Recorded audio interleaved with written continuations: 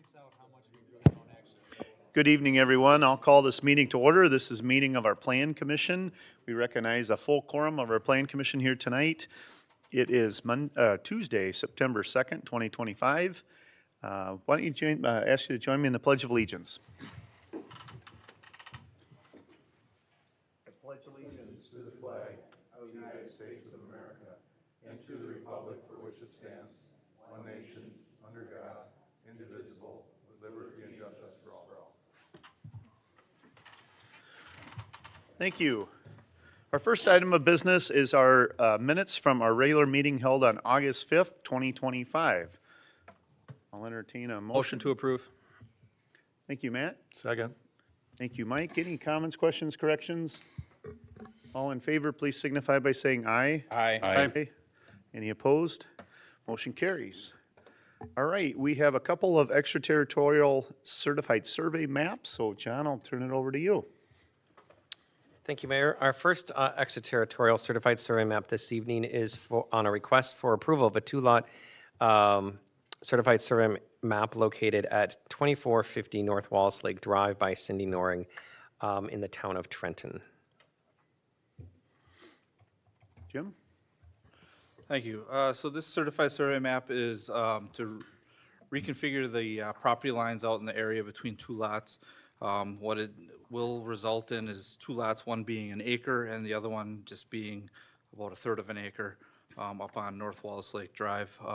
This area is located within the Wallace Lake Sanitary Sewer District, and it is also within our planning area and is identified as single family. Staff would recommend approval of the CSM. Thank you. I will entertain a motion. Motion to approve. Thank you, Matt. Thank you, John. Any comments, questions, discussion? Seeing none, all in favor, please signify by saying aye. Aye. Any opposed? That motion carries.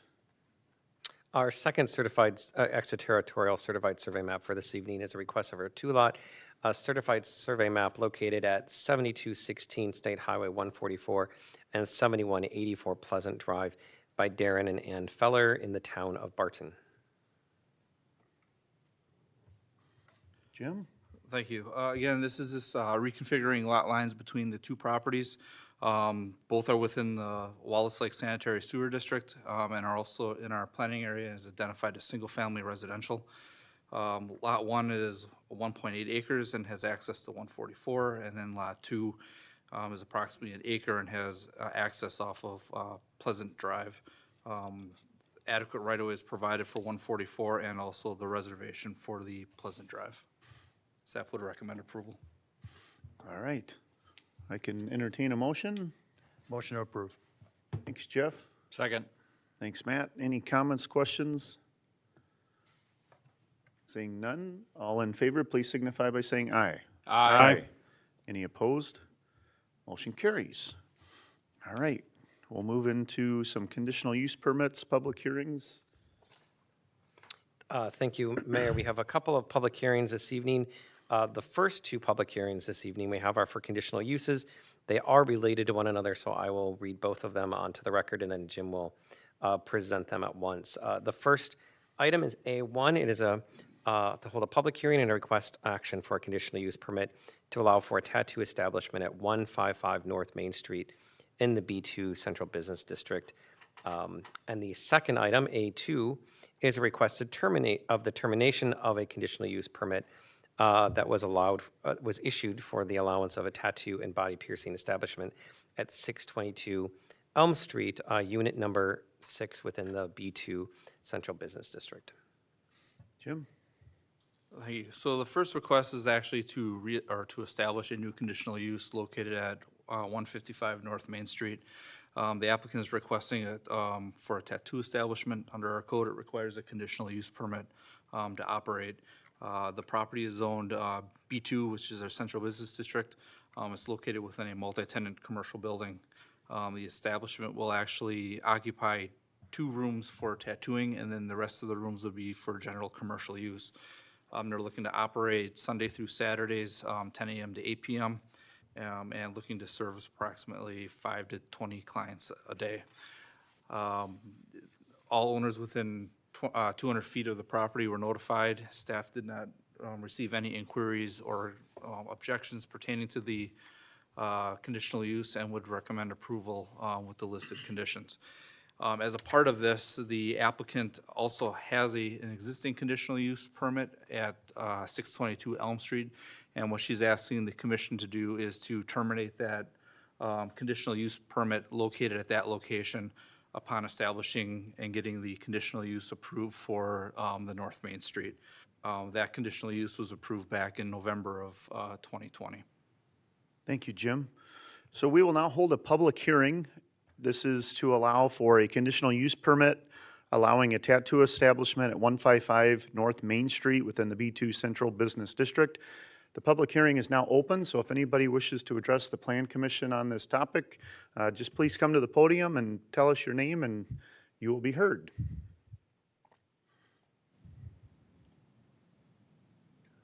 Motion to close the public hearing? Second. Thank you, Mike. Thank you, Matt. There's a motion to close the public hearing. All in favor, please signify by saying aye. Aye. Aye. Any opposed? Public hearing is now closed. So we'll take these items separately. Again, the first one is to establish the conditional use permit at 155 North Main Street. So moved. Thanks, Paul. Thanks, John, for the second. Any comments, questions, discussion? All in favor, please signify by saying aye. Aye. Aye. Any opposed? Motion carries. And the next one is to terminate the conditional use permit that this same business was operating under at 622 Elm Street, unit number 6. Move to approve. Thank you, Second. Jed. Thank you. Was that you, Paul? Thank you, Jed and Paul. Any comments, questions, discussion? I got a question. Do they need to have some kind of timing on this for allowing the business to currently proceed, or are they moving? I mean, just something to be aware of. Yeah, we figured probably 30 days or so to set up the establishment. We're gonna end up getting an occupancy for the new, so we could terminate it at the date of occupancy being issued. Good question. I don't know that that necessarily needs to be an amendment, or is that something that the staff can handle upon occupancy of the new building? This will terminate. Is that, Yeah, I think I Pretty wrote it up typical. in the memo that way. Okay. That we'd have it terminate once new occupancy was very granted. good. Good question. Any other comments, questions? All in favor of terminating the conditional use permit, signal by saying aye. Aye. Any opposed? That motion carries. Development proposals tonight. So we have additional public hearing, another public hearing. So we have two public hearings, items B1 and B2. They are related to one another. Item one, B1 is a comprehensive plan amendment number 39 to hold a public hearing and request action for a change in the recommended 2020 land use plan for approximately 28.56 acres located off Barton Avenue and east of Rainbow Lake Lane from multifamily residential to mixed use. And then the second item, which is B2 on your agenda, is to hold a public hearing and request action for a zoning map amendment located south of Barton Avenue, east of Rainbow Lake Lane, from RM1 multifamily residential and SW shoreland wetland to RM1 multifamily residential RD2, two-family residential, and RS4 single-family residential shoreland wetland by Hillcrest West Bend LLC. And Jim will introduce both of them. All right. Thank you.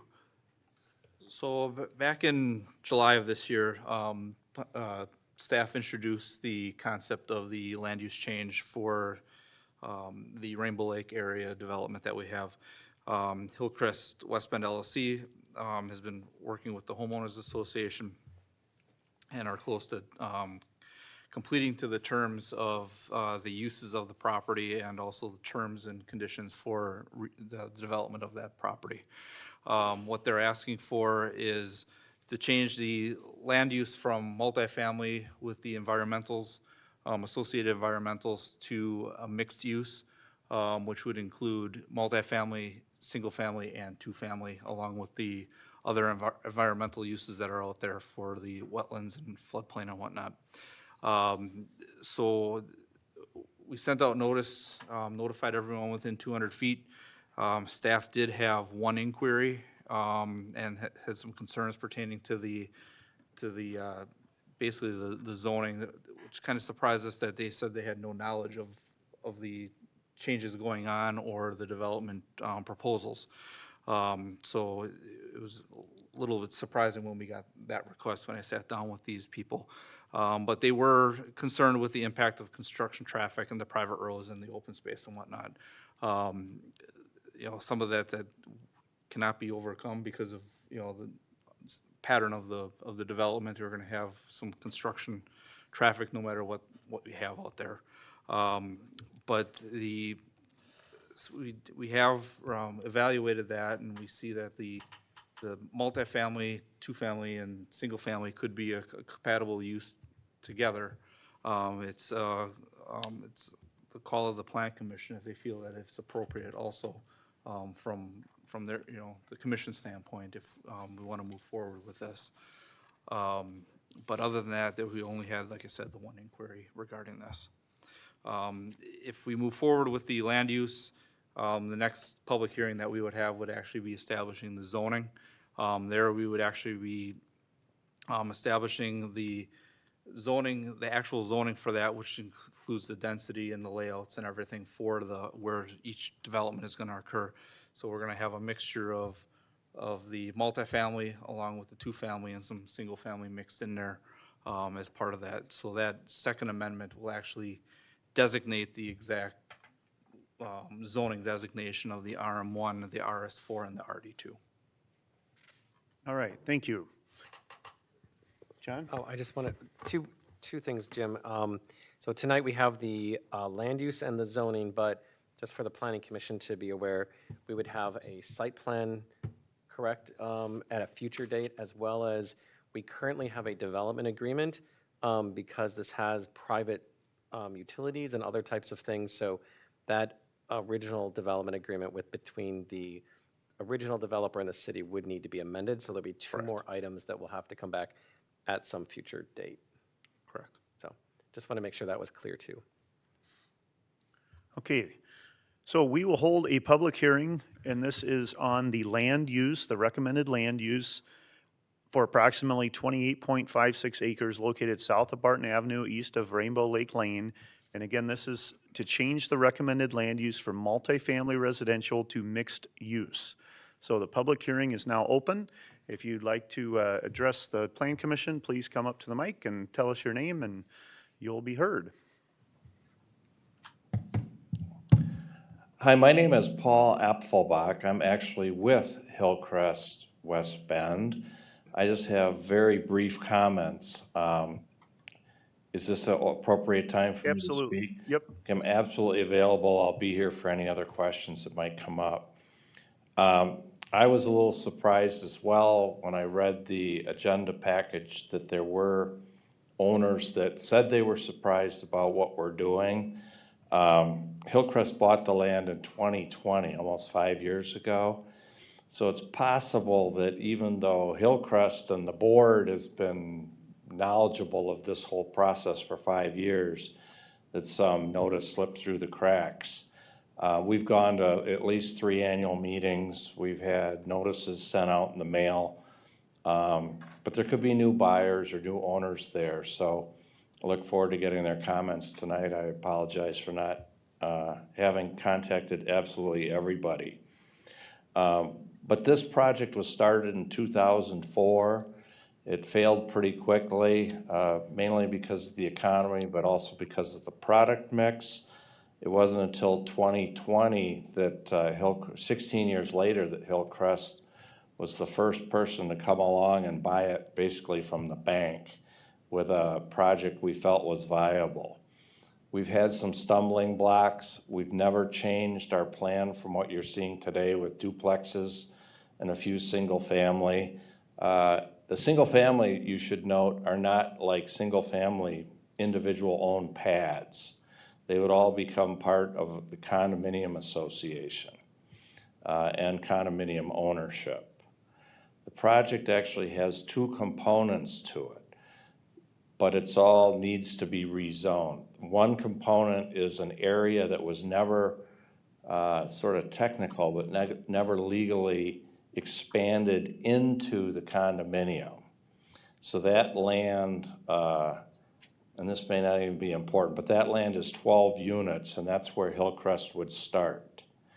And for the purpose of that component, it's important also to say there was some question in the write-up about the agreement being reached between the old unit, 60 existing unit owners, condominium association, and Hillcrest.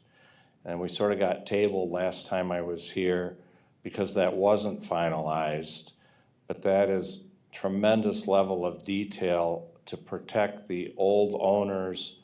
It's finalized now, to protect the existing owners with what Hillcrest would build in terms of component one, which is the expansion land, and two, the other land that's being rezoned that is part of the other condominium association. That's sort of legal matter, but we've gone to great lengths to meet and discuss, and I will actually say I hope I've been an advocate on behalf of the existing condo owners in terms of helping to understand any cost-related, liability-related, anything that could happen to them, which ultimately, if we screw that agreement up, becomes a civil matter, not a city matter.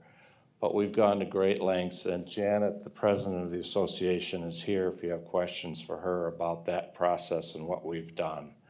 And that, I'll literally say it's 5 years worth of discussions, but our actual plan has never changed, and that association agreement is in place. So the biggest hiccup we occurred for history purposes was a large uncompleted foundation that the original developer, individual that owned it was a guy by the name of Bob Patch.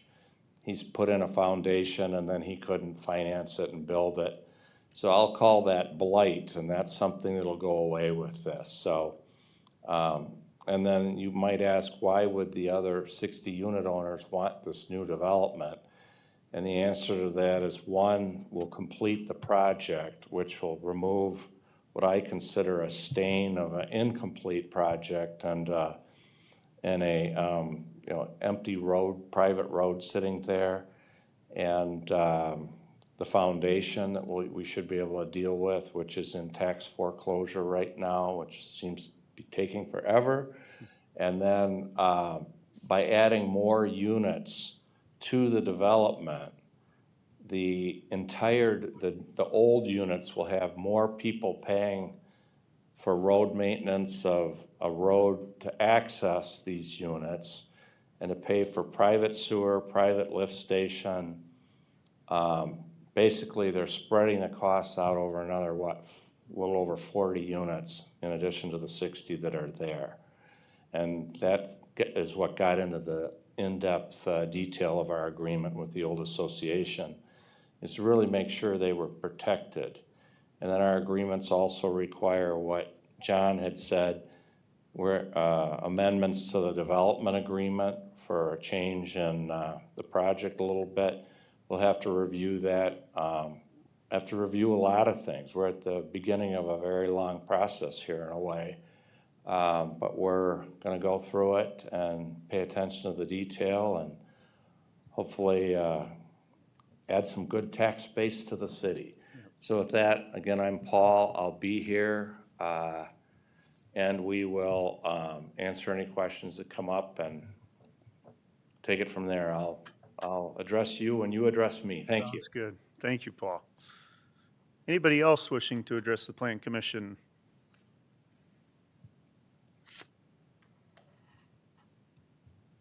Yes, ma'am.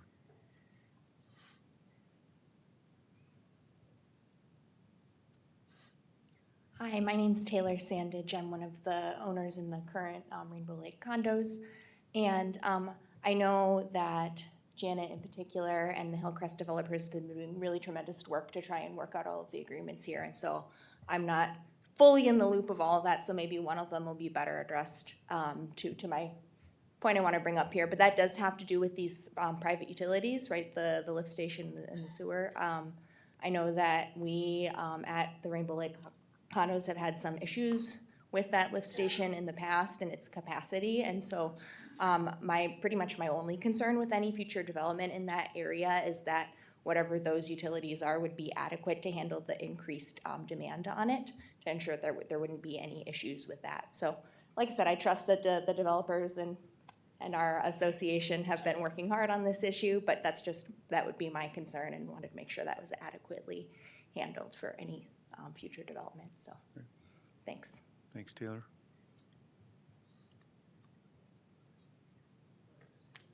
Yeah, let's do that. All right. I'm Janet O'Brien. I'm on the board for Rainbow Lakes. And to address that lift station issue, that is a lift station that was originally built for 192 units. It's quite large. It should be able to have the capacity for that. If they build, did you say 48 it is? Is that the total? 48 more? Is that our current? Okay, so we have 60, we'd have 108. So that's well below the original plan. And the problem that we did have with the lift station wasn't the size of the lift station, was that our pumps, both pumps, our regular pump and our backup pump, all failed at one time. So we fell into a big issue there that we had to take care of. But, you know, we're hoping we don't run into that again. Other than that, I can support everything that Paul has said. We're in agreement. What they would build would be by far less what am I trying to say here? It would be far less work for our infrastructure to handle than all of those large buildings being built and all of those additional units. So it's a positive for us, along with all the extra funds that would come in to support all of our infrastructure, because it's all private to the city. It's all our problem. So that's it for me, unless anyone has any questions. So, okay, thank you. Thanks, Janet. Anyone else wishing to address the Planning Commission on this topic tonight?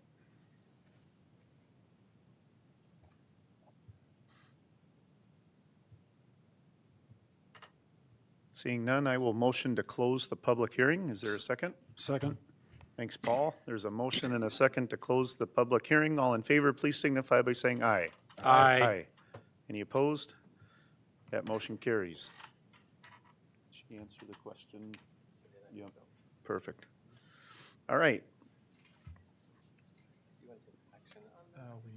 Yeah, if you guys, yeah, well, or we could probably take the action on the resolution first, since we closed the public hearing. It's up to you.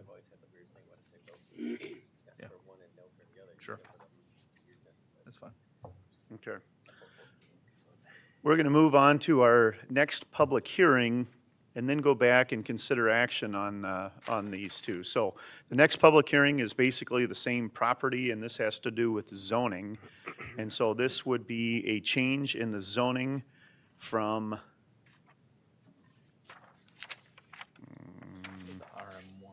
RM1 Multifamily to the RD2. multifamily residential.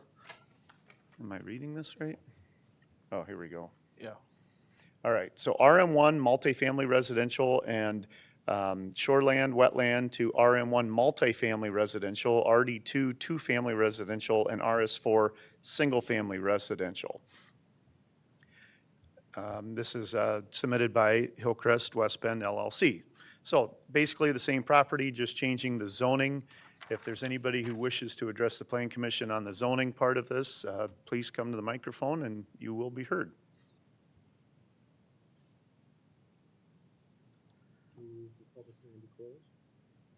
All right, Jed, there's a motion to close the public hearing. I will second that.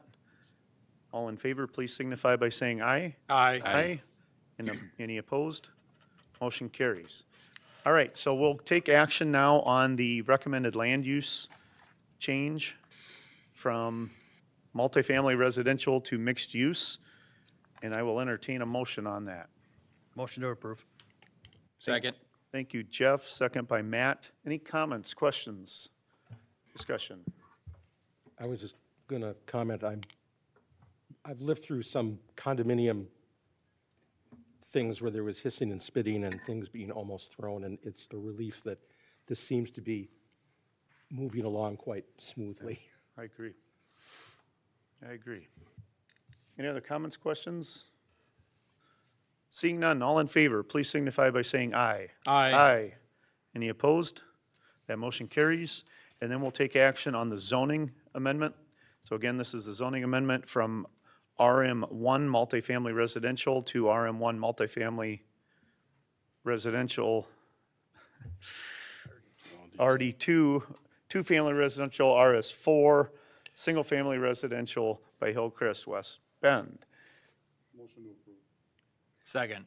Thank you, John. Second by Matt. Any comments, questions on the zoning? All in favor, please signify by saying aye. Aye. Any opposed? That motion carries. All right.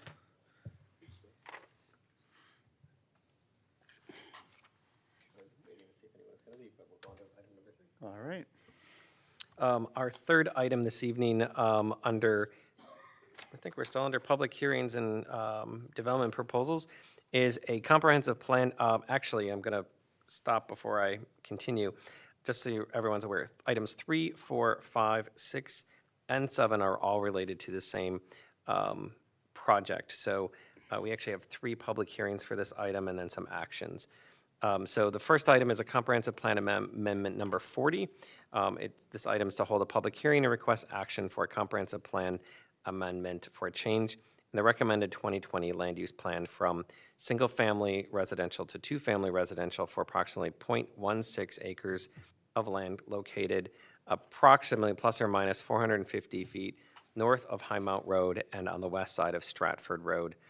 This is up in the Barton neighborhood.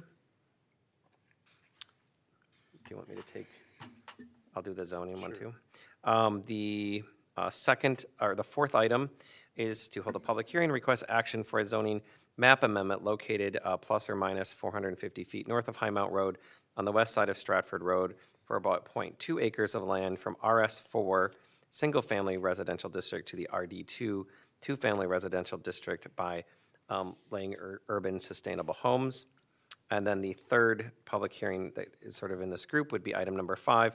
It is to hold a public hearing and request action for a request of a zoning amendment to add a planned unit development overlay district over the existing RS4 single-family residential and the RD2 two-family residential district for approximately 1.57 acres to allow for approval of a site plan for design flexibility and for shared site amenities located on the west of Stratford Road for approximately 450 feet north of High Mount Street by Lang Urban Sustainable Homes.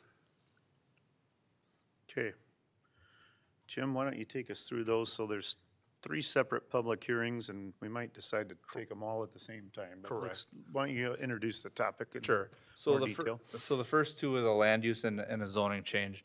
Back in July of this year, the Plan Commission held a public hearing for lands south of this to change from the industrial and single-family to two-family. And then also the change that zoning from industrial to, and single-family to two-family. So this is actually an extension. The developer was finalizing their plans, realized that we needed to add one more lot, another, 0.16 acres of land for their development, for their overall plan for the planned unit development. So what this amendment is for tonight, for the land use and the zoning, is to add that additional lot to the north from single-family to two-family. This will incorporate the lands needed for the certified survey map that I'll be talking about also for the part of that development. So as you can see, again, as the map show, we had existing single-family RS4, and we're gonna extend that to the RD2, which will actually work hand in hand with the planned unit development and the single-family development that we have proposed as part of this. So that was that initial portion for both the land use and the zoning. that's just to go to two-family to help finish out the process for that development proposal. The third item that we have is the public hearing for a planned unit development overlay.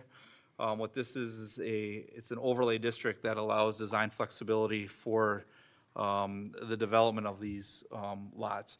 So the southern end is going to be the two-family, which would house two-family buildings, so 6 units on that one lot.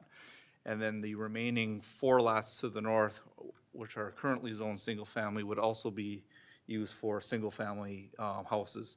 Those 4 lots would have individual houses on them and be independently owned, where the two-family would have the 6 units on one lot and be under condominium ownership for that. So that's the zoning amendment portion of the PUD. What this allows for is some design flexibility with the building placements on the two-family, and then it also allows the flexibility for having the shared access that you see on the site plan that I have shown up on the display for a common driveway with access along the back lot lines of the lots for parking and garage access. The site plan portion that is on the agenda is exactly what this is for, is to get approval from the Plan Commission to endorse the plan layout for the two-family houses and the single-family houses on this. The development itself looks and acts as a typical residential development, just with some amenities that allow for the shared access. All the components with the site plan meet the basic zoning code requirements for both building separations and setbacks. The sewer and water, or I should say sewer, exists in Stratford Road. The water main will have to be extended from both Jackson Street and Highmount and connected in between there to provide service to the property, which the developer would be required to put in for that. There is a unique situation with stormwater. We have some storm sewers that are in the area that are cut across the properties. Those storm sewers will be relocated down the common property lines between the single and two-family development, and then along the backside of the two-family development there, tying back into the existing storm sewer that we have out there. And then the fourth component that we have is the certified survey map. The certified survey map will actually combine the 4 existing single-family or individual lots on that south end, combine it into the one, and create the lot for the 3 duplex lots. Staff would recommend approval of all 3, or I should say all 5 of the various development points. Okay, so why don't we hold a public hearing on all 3 of the public hearing items tonight? So the first one being the recommended land use change from single-family residential to two-family residential. And then also a public hearing about the zoning, which is a change from RS4 single-family residential to RD2 two-family residential. And then we'll also hold the public hearing at the same time for the planned unit development overlay over the existing RS4 single-family residential and RD2 two-family residential. That again allows for site plan flexibility, and Jim can he's already talked about it, but can answer any more questions we have on that. So the public hearing is now open. If anybody would wish to address the Planning Commission on this project development as it relates to the land use, the zoning, the PUD overlay, now's your time. Come to the microphone and you will be heard.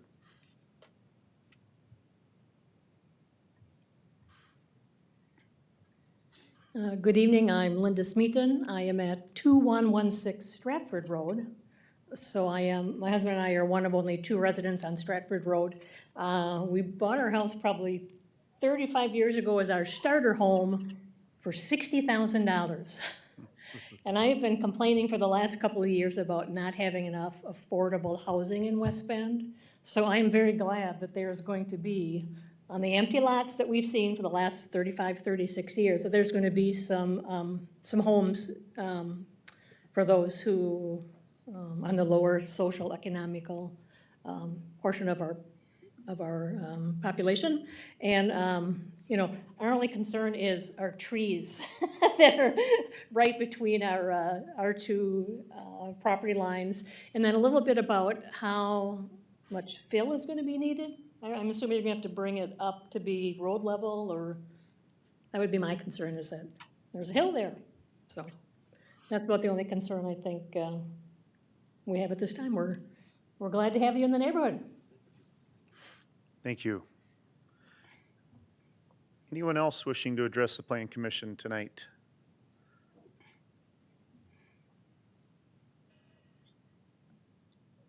Motion to close the public hearing. Thank you, Matt. Second by Jeff. And I'm just going to reiterate that we're holding 3 public hearings all at once here. And so this is your last opportunity to address the Plan Commission, again, on the zoning, on the recommended land use change, or the PUD overlay. I'll just pause another second. Okay, we've had a motion to close and a second. All in favor of closing the public hearing, please signify by saying aye. Aye. Any opposed? Motion carries. We will now take action on item number 3. I guess it's B3, which is the recommended land use change on the property located at plus or minus 450 feet north of High Mound Road and on the west side of Stratford Road. And I will motion to approve the recommended land use change from single-family residential to two-family residential. Is there a second? Second. I heard Matt over here. We'll give that to him. Any comments, questions, discussion? Just one quick question, just on the overall. Jim, you mentioned the storm sewer. We have to reroute that. Who's responsible for that? That will be the developer's responsibility. Thank you. Good question. Any more questions, comments? Jed? I had a concern about the two-story duplexes going behind 2039 Northwestern, which I think is currently has a single-family home, as well as 2047 Northwestern. But I assume that all the property owners were notified, and You're correct. We notified everyone within 200 feet, and we didn't have any inquiries or phone calls regarding anything. then I guess there's no problem, and thank you. Thank you, Jed. Mike, did you have a question? I was just curious if they were going to address Linda's comment about the trees or the fill or anything. She had some comments or some questions. Yeah, the fill portion, they're still working on a final grading plan for, and they'll have to work with staff on that, along with Max for stormwater management on the southern portion. As for the removal of the trees, we'd have to almost take a look at that. I don't know what the impact is yet from the grading plan. Evan Nicodem with Paris Surveying Engineering.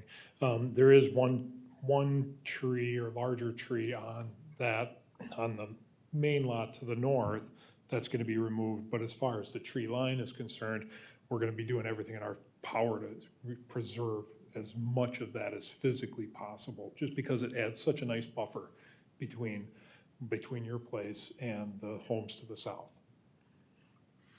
So that's the answer. We're going to be doing everything we can to preserve that. That house is going to be pushed as far to the south as possible to that lot line that we can, and still meet the setbacks that are required. And then so that'll minimize the grading to the north. Thank you. Any other comments, questions? Seeing none, all in favor, please signify by saying aye. Aye. Any opposed? Motion carries. We'll move on to action on the zoning amendment, again located plus or minus 450 feet north of High Mound Road on the west side of Stratford for 0.2 acres of land from RS4 residential to RD2, two-family residential. Motion to approve. Second. Thank you, Matt. Second by Scott. Any comments, questions, discussion on the zoning? All in favor, please signify by saying aye. Aye. Any opposed? Motion carries. And the next item is on the, what we call the PUD, the Planned Unit Development Overlay District. And this is over the existing RS4 single-family residential and RD2 two-family residential for approximately 1.57 acres to allow for the approval of a site plan for design flexibility and for shared site amenities. Is there a motion? Motion to approve. Second. Thank you, Matt. Second by Mike. Any comments, questions, discussion? All in favor, please signify by saying aye. Aye. Aye. Aye. Any opposed? Motion carries. I'm on item number 6. Is that what Yep. you're on? Okay, Want great. me to read it? Yeah, please. Okay. This, item number 6 is a related project. It's the request for a site plan approval for four single-family homes and I think it's 3 duplex homes on a planned unit development located on the west side of Stratford, approximately 350 feet north of High Mount Road by Lang Urban Sustainable Homes. Thank you, John. Jim, did you go over the site plan yet, or? I did briefly go over the site plan. Okay. As a part of the site plan components, we did get some sample architectural building elevations showing what the homes potentially will look like, along with building materials where they're going to use some LP siding for the majority of the exterior finish, along with asphalt shingles for that also. Other than that, then, again, it talked about the utility relocations and installation of water main and whatnot for the development itself. All right, any questions on that? Otherwise, I can entertain a motion. Move to approve. Thanks, Jed. Second. Thanks, Matt, for the second. Any comments, questions, discussion? Just a general question, Jim. You mentioned the materials they're using, those all conform to our local municipal code, correct? Correct, yeah, and with it being residential, we don't have any architectural standards per se. Okay. For that. Thank you. Any other questions? Seeing none, all in favor, please signify by saying aye. Aye. Aye. Any opposed? Motion carries. Item number 7. Item 7 is request approval for a one-lot certified survey map located on the west side of Stratford Road, approximately 350 feet north of High Mount Road by Lang Sustainable Homes LLC.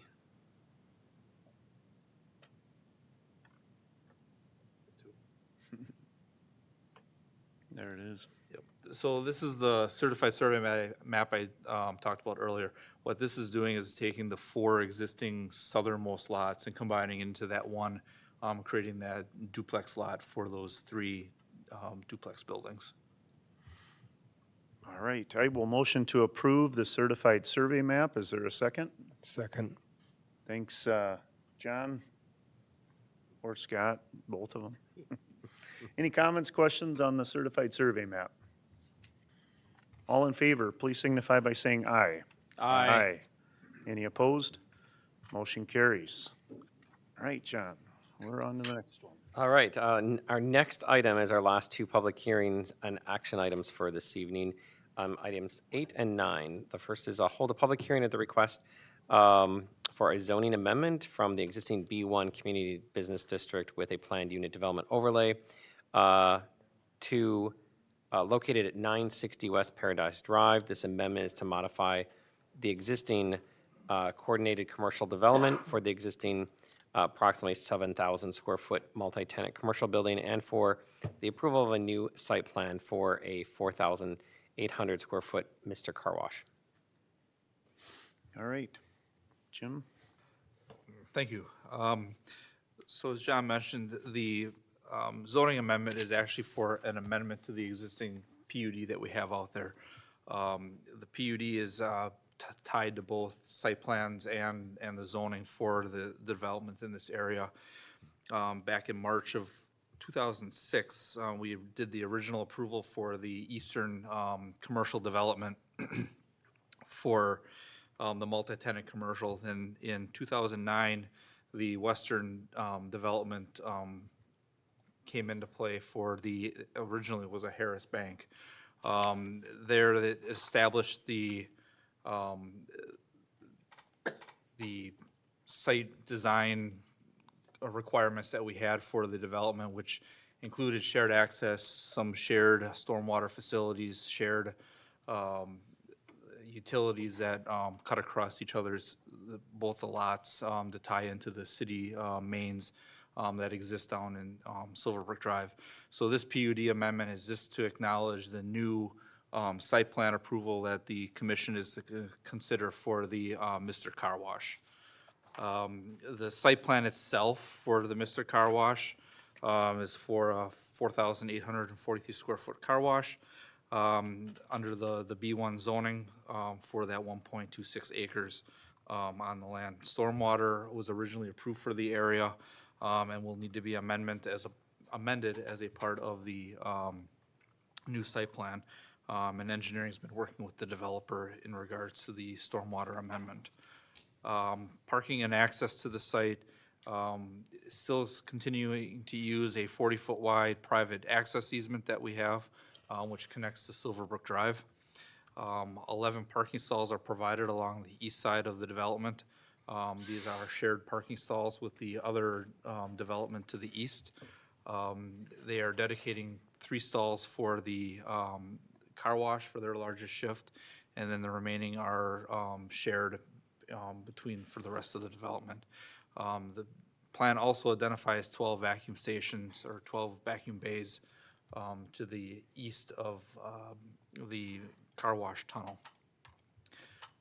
Landscaping has been provided as part of the development plans, perimeter landscaping along with landscaping for the parking lot and foundation plantings have been provided throughout the site.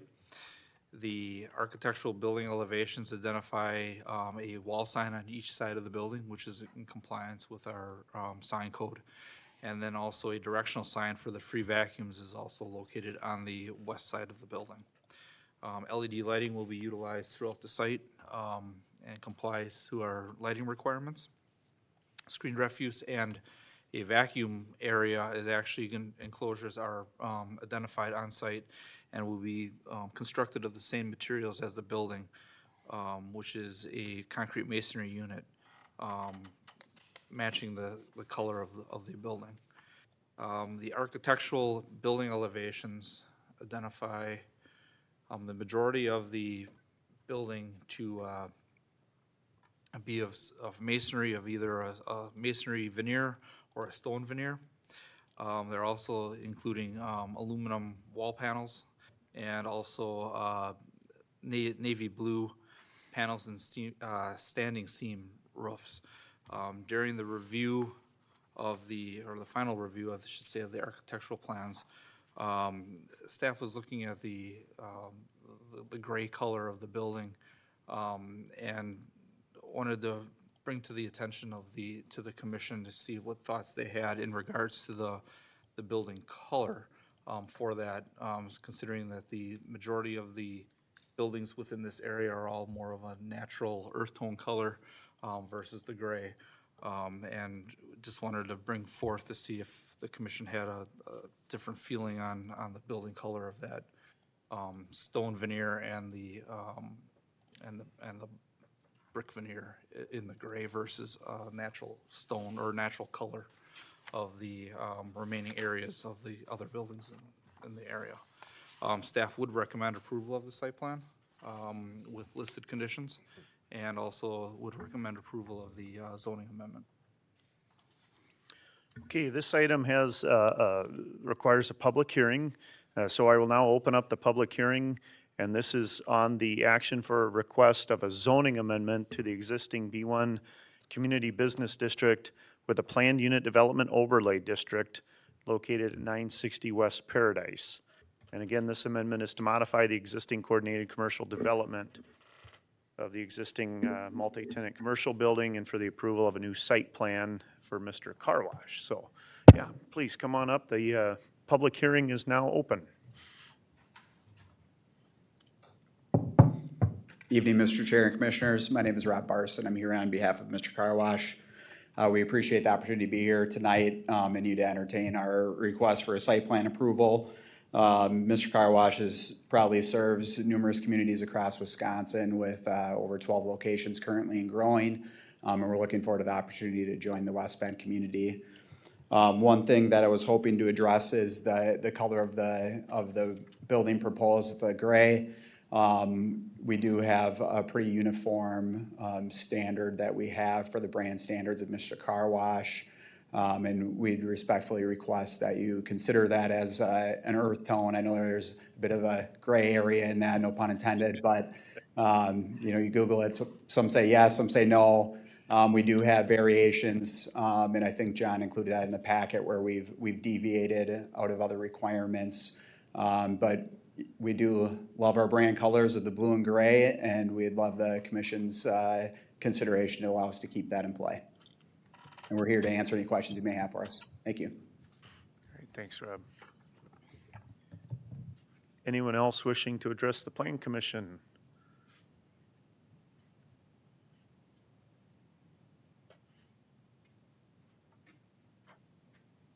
Good evening.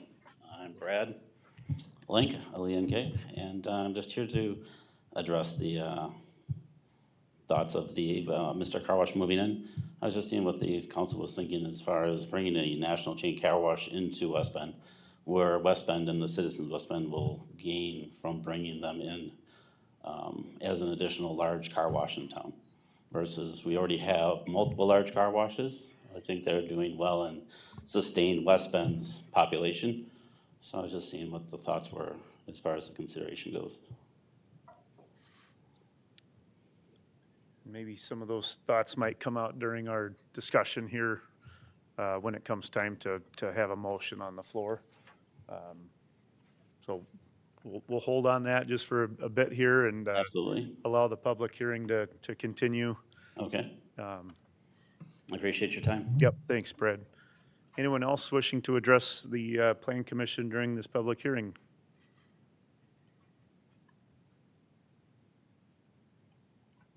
Move the public hearing be closed. All right. Second. There's a motion by Jed, a second by Matt to close the public hearing. All in favor, please signify by saying aye. Aye. Any opposed?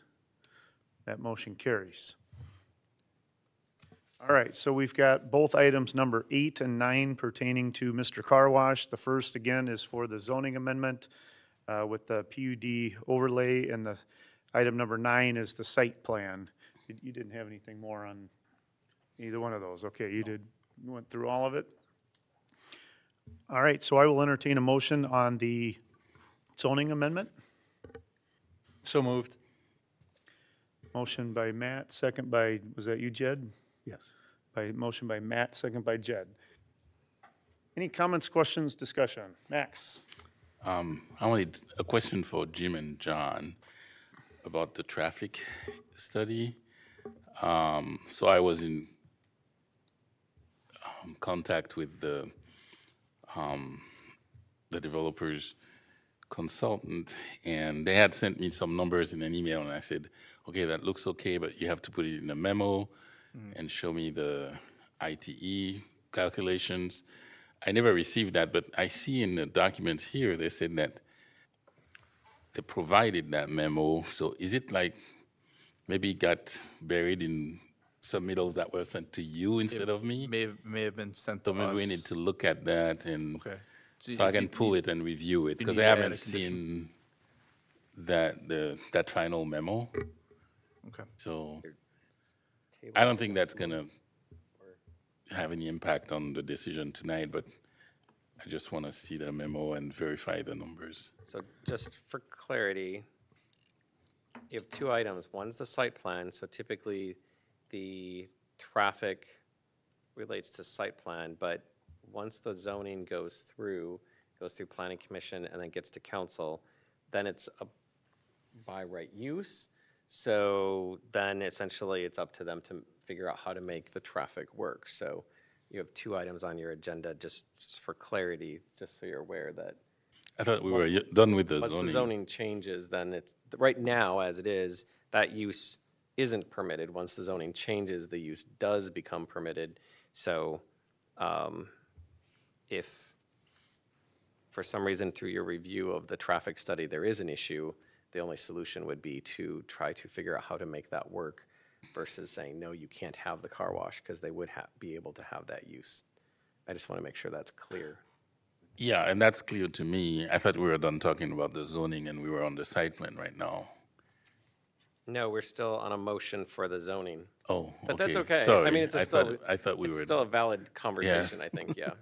But I just Yeah. wanted to make sure that I there was clarity between the two items. guess, Max, how concerned are you? No, on- I'm not very concerned based on the original email I received. The numbers that were in the email don't raise a concern, but I need to see, that report with the ITE numbers, like what land use they use, and then what numbers they got in the peak hour for, the trip generation.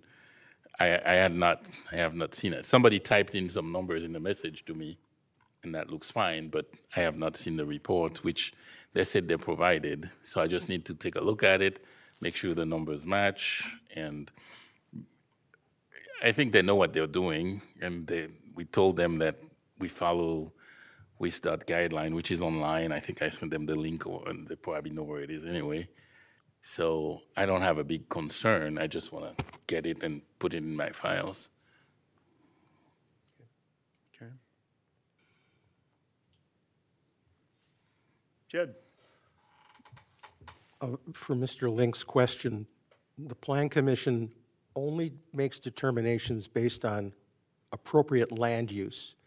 We are not allowed to make decisions based upon where the business, who owns the business, if it's local or not. If we need the business, that's up to the business if they want to invest. We don't say, you can't come here. And that kind of thing, that question is raised a lot. And so we just decide on land use. Okay, sir. Two other things. I'd like to compliment Mr. Bars. I thought the site application response letter was remarkably clear. It really is standout, so my compliments to your company. And then the other thing was, I had a question about traffic that I was going to raise with Max, because their response estimated 43 cars per hour. Now that, I would assume, is an incremental increase from the prior use, which was the bank and the municipal court office. It's all going on Silverbrook Drive, and that's on top of what's at Quick Trip and Home Depot, et cetera. Do you have a concern about that volume? So based on the number, and I know it says 43 here, but the email I had two numbers, like 38, and the other one was 79. So I don't know if this is an average, and this is why I need to see the numbers, but they're both under 100. So the 100 is the trigger for traffic impact analysis. Sure. I did provide them the traffic impact analysis that was done for Quick Trip that looked at the numbers at the northern driveway. And then I went and drove because I had talked to people and they said, oh, it's a nightmare there. So, and I drove it again this afternoon between 4 and 6, which is what the Quick Trip report identified as the peak hour. And in both, because I went there twice this afternoon, one at like 4:35 and 5:10 or whatever, and I didn't have a problem. So I don't know if traffic gets more intense at another time, like maybe noon, I don't know. But as it sits with, if the numbers from their calculations match what they're saying they do, I would not have a big concern with traffic in that area. Did I answer your question? Yeah. Have you seen any problems in that area, queues at a certain time of day? I'm trying to pinpoint. I don't get over there personally. Because people have told me, and I'm trying to pinpoint, okay, what time do you see that so I can go and take a look? So I went at the peak hour and I didn't see a problem. So maybe the peak hour is the different hour than that report was identifying. I don't know. Their peak is, looks like 2 to 3 p.m., 1 to 4 p.m., something like that. For their business when it will And their be peak, there. they're saying their peak hour our volume average is 43 cars. Less than 1 minute. So Max, just out of curiosity, let's say you get the numbers, you review them. One option would be the private road that it's adjacent to is able to handle the volume and be able to handle the turning movements out onto Silverbrook. The other option is you review it and let's say the private road can handle it, but that intersection or driveway at Silverbrook, what if you look at it and you go, well, actually it needs a dedicated right and left out in order to have that flow? Then in that situation, you would probably require that, and that would be the responsibility of Mr. Car Wash to make those Yeah, modifications. that would be a site plan amendment for, because the driveway would be different than what they have drawn right Correct. now, yes. I just was sort of laying out this, sort of, there's some scenarios of, once you get the numbers, it might be, yep, everything's fine, or it might be like, we gotta, when you analyze it, there might be a traffic jam at a certain location that needs modifications or adjustment. So are you saying then if we approve both tonight that we can still, those adjustments can still be made after the fact? So for the item 8, that would go to city council because that's a zoning question. Item 9, you would be approving it tonight, subject to the approval of the zoning from city council. If for number 9, you put an additional condition onto that it's reviewed by Max, and any modifications or requirements of the site plan that he determines necessary, then they would be able to move forward without changes. Or if it's substantial, you might see the site plan again. Thank you, that makes sense to me. Yep. Scott? So in regard to I was gonna bring this up on the site plan, but it sounds like any car wash, we'd have to think about this, so then that goes back to the zoning. My concern, and I don't know how we figure this out, but there's certain days of the year where car washes are all backed up. My concern is if they are out of their driveway, even by 2 cars, they are now impeding access to 3 businesses. You know, Verizon, Dunn Brothers, and Qdoba. So how do we know that's not gonna happen? Because that would happen with any car wash, I think, you know. How do we know? Because that's not acceptable for us to even put them in that situation, and I don't know what you could do about it. You know, once it's So- there. In my experience, there's a car wash on the North Shore of Milwaukee, in a suburb. They have excessive lines, particularly in the winter and on Saturdays.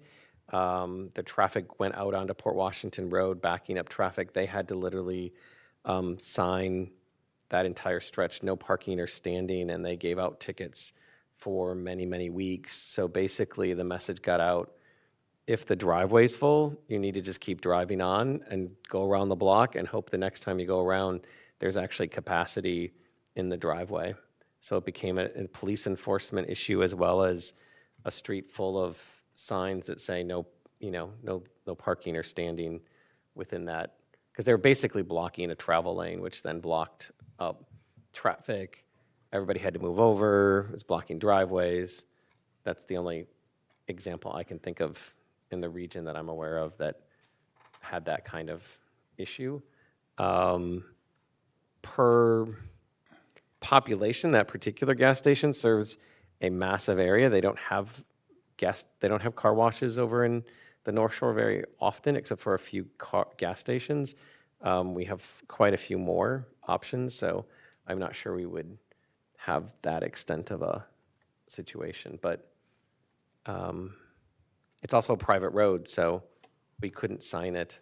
That'd probably become a discussion amongst all of the ownership of that private drive. So John, taking that a step further, then, given that it is a private drive, we couldn't sign it, police doesn't have any authority on there then either, do they? It would only be if the traffic spilled all the way onto Silverbrook that it could become a police matter? I think in simple terms, I suppose there is probably something on the books. I'm not a police officer. I suppose there's something that if you got a property that had too much capacity, there's probably a way to have them step in and kind of break the traffic up. But on a normal basis, I don't think so. So Jed doesn't think so either. So then you'd have the traffic going all the way down to Silverbrook on that driveway. Which then, I guess anybody wanting to get in and out of the coffee shop would be a little bit impeded. You'd have traffic going the wrong way on the street. For Quick Trip, they have other driveways, so you could still navigate in and out of Quick Trip, but for the inline stores there, the Verizon and the coffee shop, that could become a little bit of a problem for them. And I know we had similar conversations about the car wash on 33 back before they opened with the possibility of needing a turn lane or whatever. And I don't know that those concerns have ever materialized into reality. Given that, you know, the entry lanes here, it's a 3-lane island approach coming in. You know, as I said to Jeff, other than that 38-degree day in February when everybody and their brother wants to get their car washed, I don't foresee that big of a queue building up, but I suppose it's possible. Yeah, and it's only, could be 5 days a year, but to me, that's unacceptable to put the other businesses in that position, even though it's 5 days. I mean, that would be frustrating if somebody's trying to get to those businesses and they're like, sorry, we're not even gonna go over there because that's jammed up on a day like today. Well, now, you know. The flip side of that coin is it's bringing a lot of traffic to those other businesses that aren't being brought to that area by the existing tenant in that building. It might, yeah. Do we have any idea how many vehicles can be stacked in those 3 lanes? I believe, Jim, don't they have a drawing with that? I thought we, You might be thinking. don't remember which. That might be the other project that we have, John. I thought when we had a meeting, though, maybe they showed it to us early on. Because we had the first site plan, remember? And then there was a discussion about stacking. Reason I ask is the car wash on South Main, Scrub-a-Dub, I think. I was curious in comparison, how many they're stacking versus how many this would be.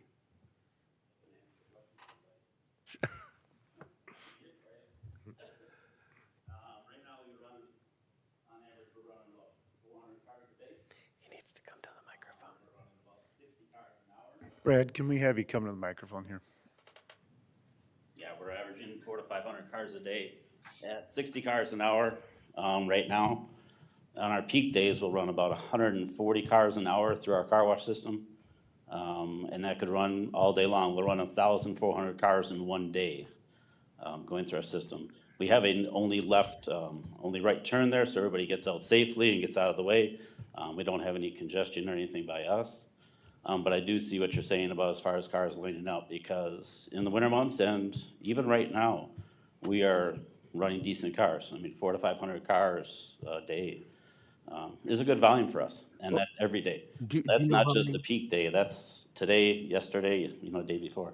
I'm sorry, do you know how many can stack up, though, at a time on your driveway? On my driveway, I can probably stack, I'm a double lane only, so I only have 2 lanes. I'm a 150-foot conveyor, so I have about 150 foot of approach. Right there, we're probably stacking about 20 to 30 cars, probably, about 20 cars probably. Okay. Double lanes coming into the wash and then going around the corner where we have to merge them together. Okay. And we keep things moving so that they do not pile up on the main street, so that we cause congestion and so forth. But yeah, at those volumes, I would say on an average day like today, we're probably about 60 cars an hour, if not more. On an average winter day, so for those 4 to 5 months, we're probably pushing almost 100 cars an hour on average through there. About 1,000 cars a day on average in the winter months when the salt's out on the roads is kind of our time. Okay. And so. Thank you. Do you have any other questions? Thanks, Brad. He might be able to tell you how many he can queue. Yeah, 1, 2, 3. come on up. Because I don't see the diagram. So swear we asked for one. Thank you, Commissioners. Maybe just to bring some clarity to our data, so we do have a memo from our traffic consultant that we can follow up and provide that as well. In the memo that we provided from Mr., we also provided real-time data. It's a 12-month trailing of all of our Wisconsin portfolio. So the 43 is our peak across the whole Wisconsin portfolio during those times. So on the low end, it's 10. The peak hours are, 12 to 3 for our portfolio, and they range about 43. We can also provide a stacking diagram. Before our point-of-sale canopy, we do have the 3 lanes. We can fit about 5 in each lane before they actually go through the POS. We got another 5 between that and the tunnel. We've got a 130-foot tunnel with another 5 cars in there. So we can move people through quickly. And as far as police assistance and enforcement, so when we do our free car wash weekend, when we open up, we actually work with the municipality to bring in assistance on that big weekend because it's all free. So we just opened up in La Crosse. We did the same thing where we deployed the police officers around the site. We were opening the same time that Chick-fil-A was opening next door. So there's a lot of combined traffic that we move through. I think the last thing I would share as far as approvals, so this site's complex from not only the private drive, but because we're part of the shopping center, there's layers of private approvals that we need beyond just the city. So we're working with Qdoba owner on the modification to the shared access drive. So that's a legal document that they have to sign off on with us. In the shopping center, there's 4 different consenting parties that have to also allow for the car wash use. The zoning allows for it. It's a restricted use with Home Depot. We're working with all of their parties that get to weigh in. They've already provided a letter of support for the car wash to come into the shopping center, acknowledge the traffic. They've seen the same memo, and all of the owners of those junior boxes are supportive of the use coming into the complex as well. Let me know if you have any other questions. I'd be happy Thank to you. help. That's great. Thank you very much. Thank you. Any other comments, questions?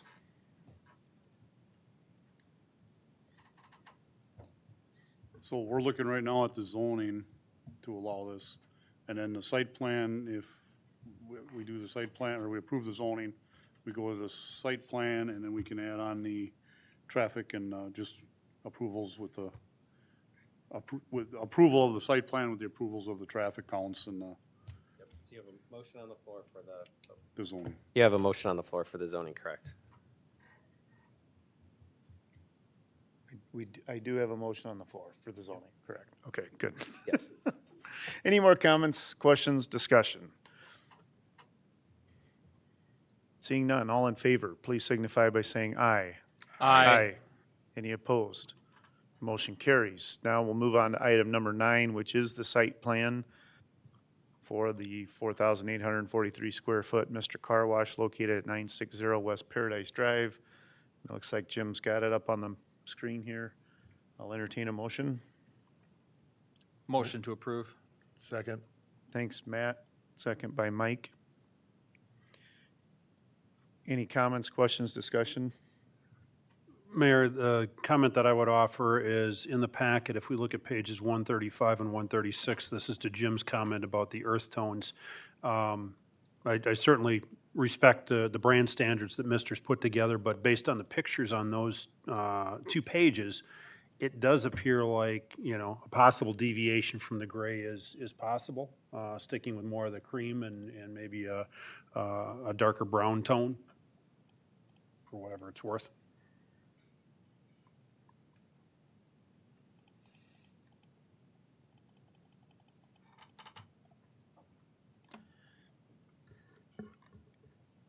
I've looked at that as well.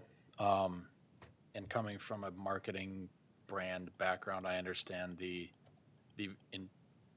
intrinsic value of brand colors and standards by an organization.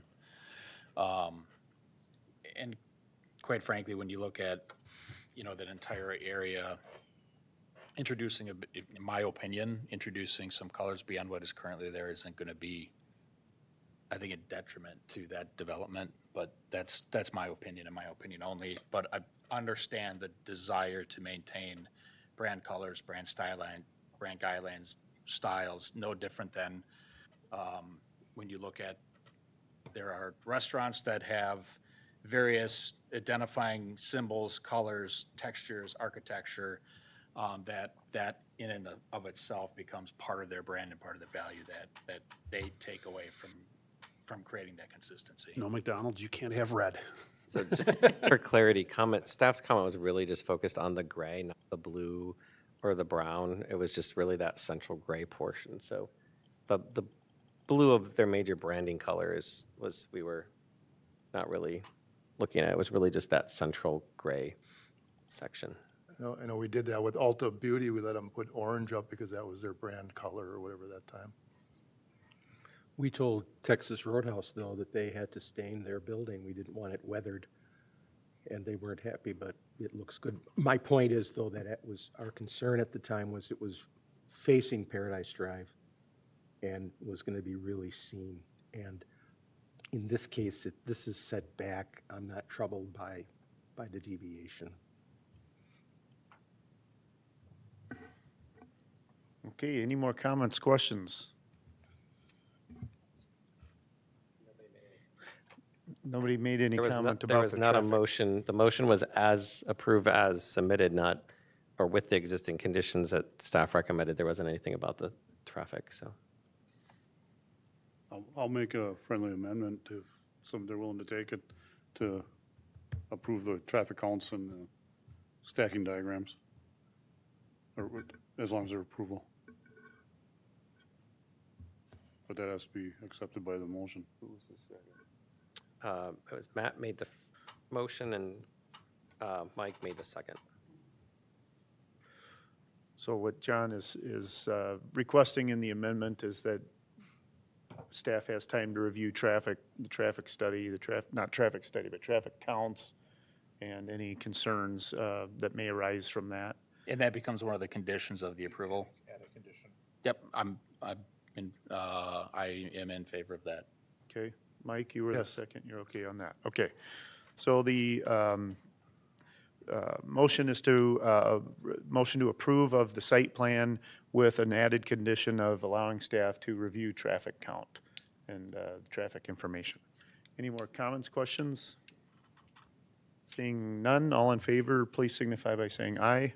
Aye. Any opposed? Motion carries. All right, we'll move on to 6.1, site plan and certified survey map. Yes, this evening for our regular agenda, we have two items for a site plan and certified survey map. The site plan is a request for approval to construct a new Culver's Restaurant located at 1437 and 1505 South Main Street. And the corresponding CSM is item number 6.3, which is a request for approval of a one-lot CSM map located at 1437 and 1505 South Main Street. This is essentially a CSM that combines two parcels together. All right, Jim. All right, thank you. So the site plan component is for 5,066 square foot Culvers.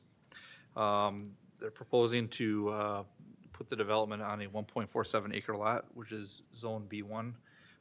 The development complies to the zoning requirements for the B1 along with the use. Stormwater management plan is required for the development and will need to be submitted and approved by engineering prior to the issuance of a permit. Access to the site will be using one access point located on the southern end of the site. The site plan provides 47 standard parking stalls along with 4 barrier-free stalls, which meet the parking requirements for a fast food use. They also provide 16 stacking stalls for the drive-through, along with 13 additional unmarked waiting stalls on the west side of the drive-through area. A traffic impact analysis is needed for the development, and Max has been talking with the developer in regards to that also. Site plan's been, or I should say, the landscape plan's been provided. Adequate plantings have been provided along the foundation, the parking lot, and then also along the perimeter, creating buffers on the west and east sides of the development for the residential to the east and then also on the west side for the drive-through waiting areas. The LED lighting is going to be utilized throughout the site for site lighting and complies with the standards for that. Signage is provided also on each face of the building, and also a ground sign is proposed at the southwest corner of the site. The signage showed an EMC identified on there. The EMC that they show is oversized and will have to be reduced to the 24 square foot, which is permitted by code for that. The architectural building elevations include stone veneers along the lower portions of the building, a taupe-colored ephes finish in the middles, finishing out around the windows and the back portions of the wall. They are also using a table walnut-colored longboard aluminum cladding system, and they're also having the regal blue canvas awnings. Refuse area is provided to the east of the site and integrated into the design of the building and matches the building. Staff would recommend approval of the site plan with listed conditions. And also, as the last part of the component for this development is that we have a certified survey map that's actually combining the two existing lots out there to combine or to meet the requirements of the single lot for this development.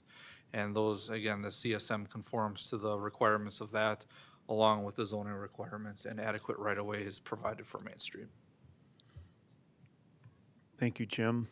So the first item is the site plan. This is a request of approval to construct a new Culver's Restaurant located at 1437 and 1505 South Main. I'll entertain a motion. So moved. Second? Thanks, Matt. Second by Mike. Just clarification. Yes. On item 7, says submittal to and approval by the city engineer, but it doesn't say of what. Was that intended to be for the traffic impact analysis? My area, so it should have been the traffic. Okay. I just wanted to make sure. I figured that's what it was.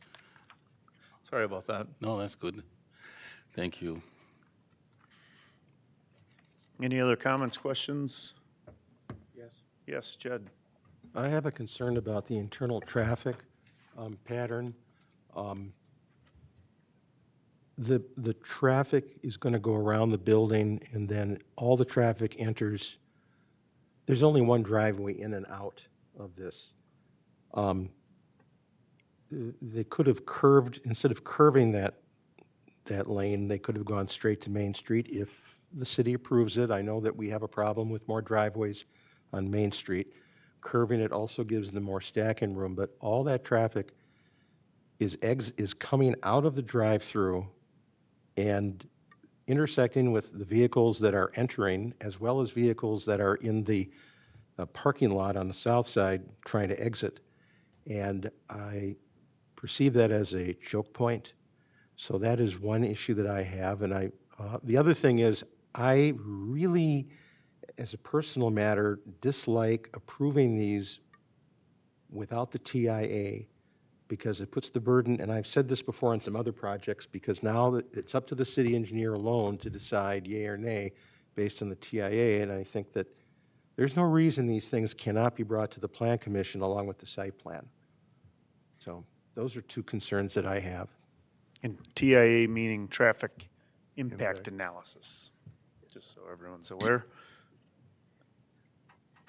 I did talk to the consulting firm who was retained by the developer to do the traffic impact analysis. They had sent me a document with the scope of their analysis. After discussion with them, I added 3 intersections they need to look at, because they were going to look at this driveway and then 4 other driveways, like the Coles driveway and then the driveway to the north of this proposed one.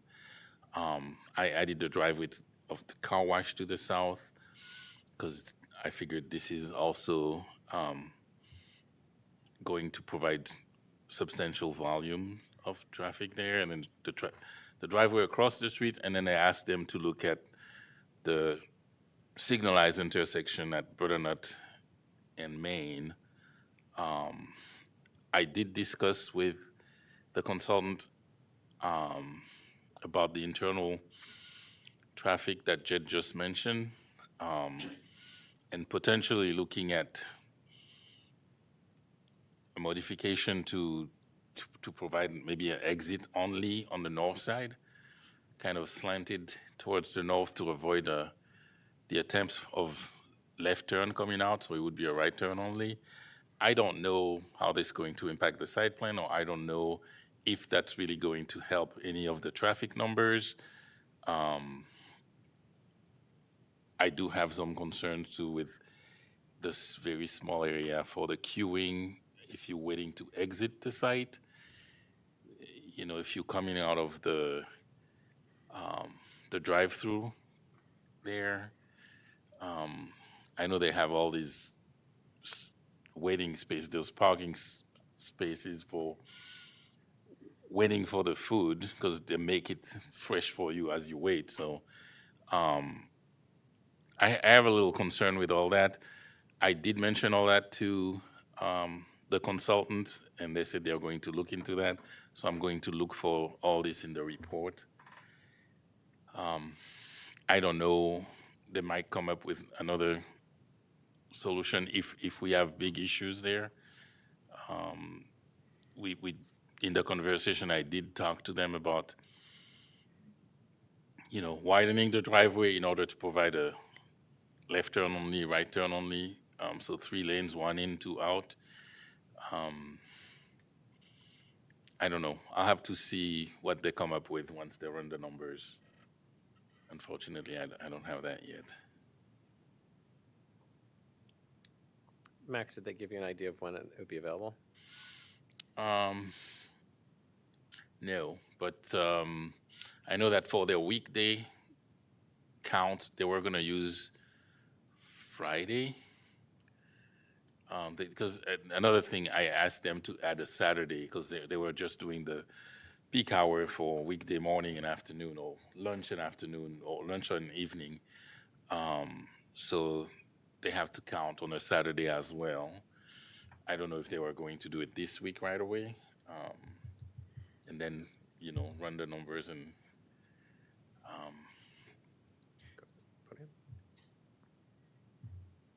Yeah, sorry. Quick introduction. So my name's Brett Hickey.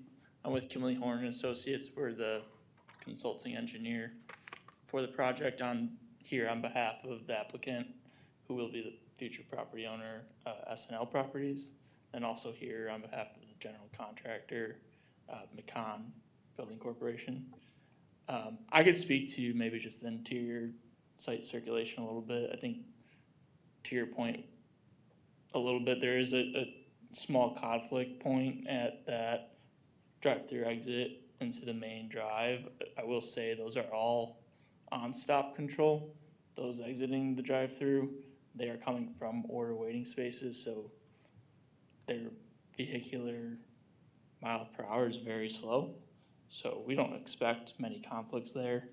And to the traffic study point, we are working with a local traffic engineer who's done work in West Bend on the study itself. I think that's still pending, probably a couple weeks out on that, just due to working with city on what that requirements for scope would be for the traffic. So apologize, that wasn't ready for tonight's discussion.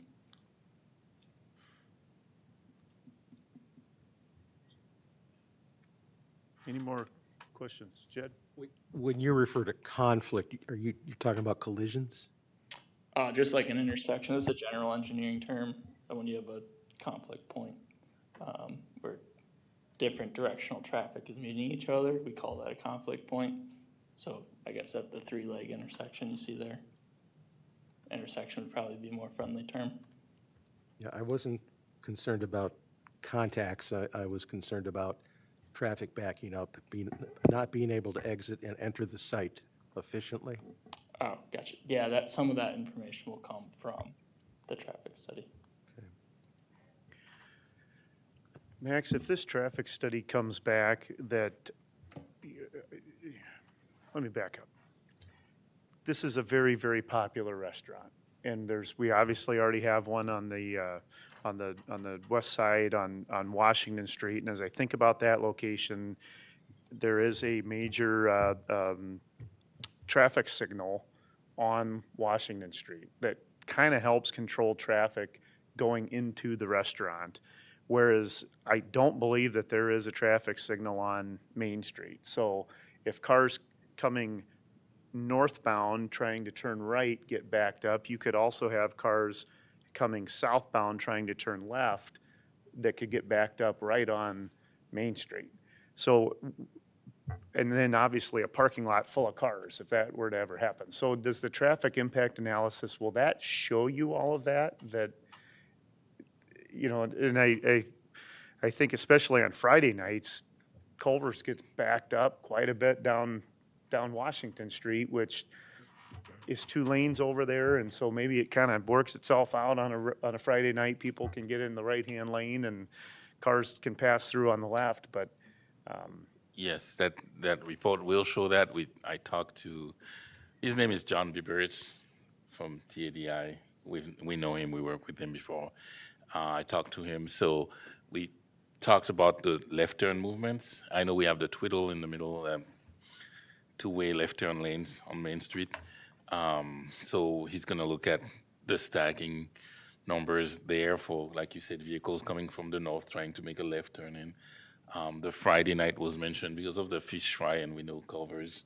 I mean, I love it too. So, and then, so yes, we hit all these points, and now I gotta let him do his job and come back with the numbers and let me know, okay, there's a problem here, and this is how we fix it. Okay, there's a problem there, and this is how we fix it. And then go from there. We kind of discuss a few solutions, but until we have the numbers, we can't really say what's going to be what. But they will be looking at all these driveways on both sides and the left turn movements out of those driveways and into those driveways. Yeah, just an observation when we look at this site plan versus the existing Culvers in town. This one is being engineered and built for heavy drive-through traffic, whereas the one on the west side of town that has been there 20-plus years was not designed and engineered for that level or volume of drive-through traffic that Culver's now experiences. Culver's has a situation like this that they have built in Hartford, and I am right along Highway 60 that I drive past coming home from work when I am in the office in Hartford, and I am dumbfounded by the volume of traffic around dinner time, but also dumbfounded by how much traffic is not being impacted on the exterior roads because it is contained within the site, much like this site is set up for. It's also been my personal experience at Culver's that rarely do 4 or 5 people run out and hand people their food all at one time, that 4 or 5 vehicles are all trying to exit at the same time. It's usually 1 or 2 vehicles at most that are exiting at any one given time. So just some observations. But I agree that Max seeing the traffic study and having the facts and the data is significantly important to this decision. So Max, if we were to approve the site plan tonight with the condition of a traffic impact analysis, and then you determine that there needs to be some changes to the site plan, would that site plan have to come back to Plan Commission? And maybe that's a John question, I think, but. That's probably a John question, but I would think that's not out of consideration if the traffic impact analysis recommends some improvements that are, in Main Street, beyond improvements in the site, on the site to make things better. There could be improvements in Main Street as well. I don't know, John, would that need to come back to Plan Commission? I would say if it was something in Main Street, probably not. If it was making that driveway into one in and two out, probably not, because it's still a driveway. It's a slight modification. If it was adding a second driveway on the north end of the lot, I probably would say then it might need to come back because now it's more substantially changed. You have two driveways instead of one, from that perspective. Okay. So it will depend on what the changes might be. Yeah, and it would be, I mean, because we've already reviewed most everything, assuming that that's just only the change, I think it would be a fairly quick turnaround. Once we have those revised drawings, we'd bring it back to another meeting. So if they got it back to us in the next 2 to 3 weeks, let's say 2 weeks, we probably could have it on for the October meeting. If it was getting closer to 3 or 4 weeks, we probably would miss the cutoff for the agenda, but then it would be like a November item. I don't know what their intent is for construction. They obviously have 2 existing buildings, 2 businesses, so I don't know if their intent is a spring construction or a fall construction, but there may be a little bit of time on their side if it needed to come back. I get told a couple different construction schedules, so I don't want to commit to anything yet. But we can be flexible depending on timing of things. All right, any more questions, discussion? I will, yeah, sir. My name is Danny. I actually own the other West Bend Culvers. I'm also going to be a partner in this Culvers. So I work with SNL companies. Pretty much the reason why we're doing a second one, as you guys know, the first one is very busy. We've made a lot of improvements. We purchased that one 2 years ago. And we've obviously done the double drive-through, which obviously makes a huge difference, a lot more car backing up. So this one can hold more cars than that one can, and the building itself is bigger and will be set up for this the volume. As he said before, the first one that we operate out of now is 35 years old. It was never designed to do the volume it's doing right now. It's a miracle we put it out of there, to be honest. Even Craig Culver himself has told me that exact same thing. Did not want to build it there, but they ended up doing it anyways. But to the traffic point, that drive-through line is never gonna get back to the road with this setup. We would never be that far behind, and if we were, something is massively wrong. That should not happen. If that was backed up to the road, all those spaces, you'd be at like almost 2-hour wait times. So even getting to where you see the pictures of the cars on here to like after the order points, that's still, this is peak busy. If we're full of that, I mean, we're cruising. So I know it looks like it'll be a lot more congested there, but it won't be as bad as it looks with all those cars on there, to be honest. Danny, Doing it every day. Yep. that makes me feel better just because we've lived here a long time and have experienced how busy you get at your other store. Yeah, the goal is to split it, so it's not as heavy, that one. Since I've taken over in the last 2 years, we've increased sales by almost 2 million, 1.5 million, from what it was before. So hopefully, this one is estimated to take about 25% off of the other one, and then, kind of meet somewhere in the middle. So instead of one just getting destroyed all the time, we'll kind of come out in the middle somewhere. So it's not so traffic dependent on one restaurant just getting, slaughtered. Okay. Very good. So Danny, Jim, can you zoom in on this picture that you're showing, kind of in that upper left-hand, that upper left-hand quadrant? Yep. So you're showing 13 vehicles in the waiting queue after the drive-through. Yep. That is an extreme, because I've never seen that many. We don't have that space in the first one. Yeah. Most Culvers don't. There are some that only have 4 or 5. Okay, so what I'm wondering about is you look at the last slot of the angle parking, and then you've got a bunch of green space, and green space is great, but I'm wondering, could you carry forward to the west more of that angle parking to the point that you could look at a separate outbound, 2 outbound lanes there? And I don't know, Max, what the technical definition of, enough space between if you've got outbound coming out of the south entrance and then two northbounds, you know, is that going to be a choke point as well, you know, a conflict point, using the engineering term? But it would seem that maybe there is some space there that we could reclaim with angle parking to then maybe open up an area where you could have a north exit, yes?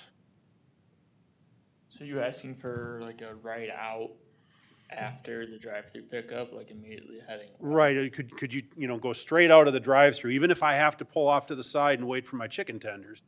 They get to me, I back out, I go, and then I can go straight out to Main Street. I don't have to make that left and then a quick right to curve back around. So, yeah, so my only issue with that, personally, is like, you see like those cars, like you said, stacking in the front there. So that's 2, 4, 6, 8 we'd probably lose going straight out. And like where you see that little L coming off the building, that's where the drive-through window is. Right. So basically, if we went out right there, we'd only be able to pull, you know, the 2 or 3 in front, and then probably only 2 to 3 on the side, which is even less than we have with the first one. So it would actually probably make the flow worse because you wouldn't have as many cars being able to wait for their food. You might be losing your order waiting spaces by directing traffic straight out to exit to Main Street. So That's something I discussed with John as well, and like keeping this, like even if where there is that triangle where with the hatched area, even if we make that like the starting point to kind of exit to the north, and then you go exit to the north at the corner of the property,